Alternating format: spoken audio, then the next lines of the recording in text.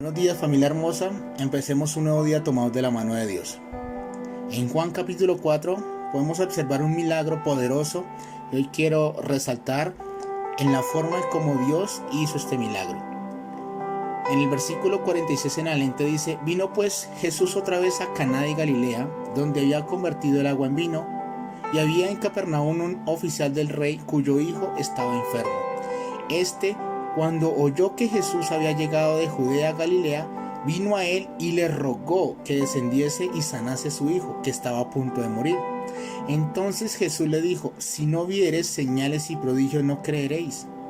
El oficial del rey le dijo: Señor, desciende antes que mi hijo muera. Jesús le dijo: vete, tu hijo vive. Y el hombre creyó la palabra que Jesús le dijo y se fue.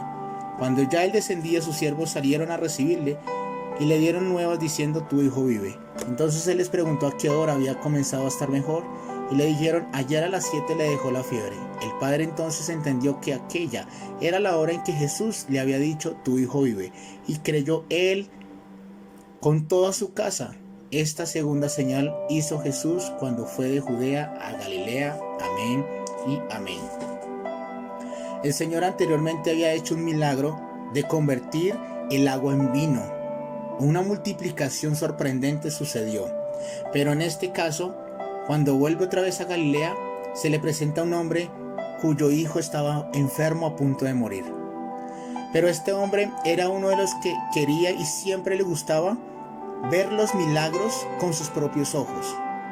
En pocas palabras, le gustaba que se hicieran los milagros a su manera. Pero Jesús por eso le dice: si no vieres señales y prodigios, no creeréis. Entonces el oficial le dice: Señor, ayúdame porque necesito que mi hijo esté vivo. Entonces el Señor le dice: ve, tu hijo vive.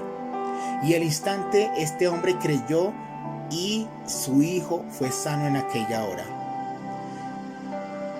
Amada familia, a veces pensamos que Dios tiene que hacer milagros a nuestra manera, o que nosotros necesitamos ver el milagro con nuestros propios ojos. Pero a veces el Señor Jesús, como lo hemos visto durante todas las cartas, estos evangelios, vemos que Jesús hacía milagros de 1000 formas.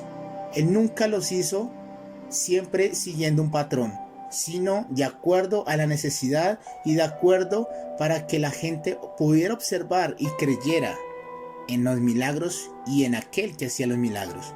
Y en este pasaje le dio fue una palabra. Por una palabra su hijo fue sano. Y necesitamos a partir de ahora empezar a creer en lo que Dios nos está diciendo. A veces, si no suceden los milagros de una forma, puede suceder de la otra. Pero lo más importante, si Él nos da una palabra, creámosla, porque de cierto vamos a recibir el milagro que estamos necesitando. Dios envía su palabra, pero Él la envía para que dé mucho fruto y para que a Él nunca se le devuelva vacía. El poder de la palabra de Dios provoca milagros. Él creó los cielos y la tierra y todo cuanto vemos con su palabra. Y la palabra de Dios es la que va a causar cosas sorprendentes en medio nuestro. Y no solamente vamos a creer nosotros, sino toda nuestra familia va a creer por las señales y milagros que Dios hará en medio nuestro. Así que, familia, busquemos una palabra de Dios. Si Dios nos da una palabra, con ella podemos conquistar, con ella podemos avanzar. Creamos en que Dios tiene el poder para hacer milagros.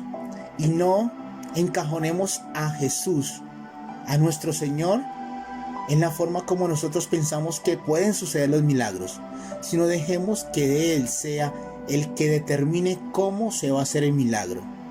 Y de esa forma podemos observar los milagros que necesitamos en nuestras vidas.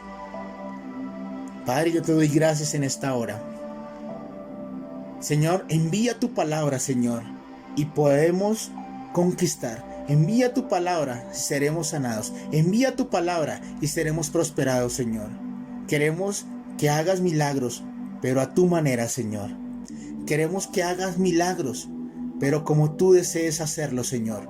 Solamente di tu palabra y nosotros creeremos y obedeceremos de acuerdo a esta palabra.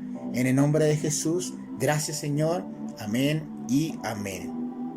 La palabra de Dios tiene mucho poder y es la que va a provocar milagros en nuestras vidas.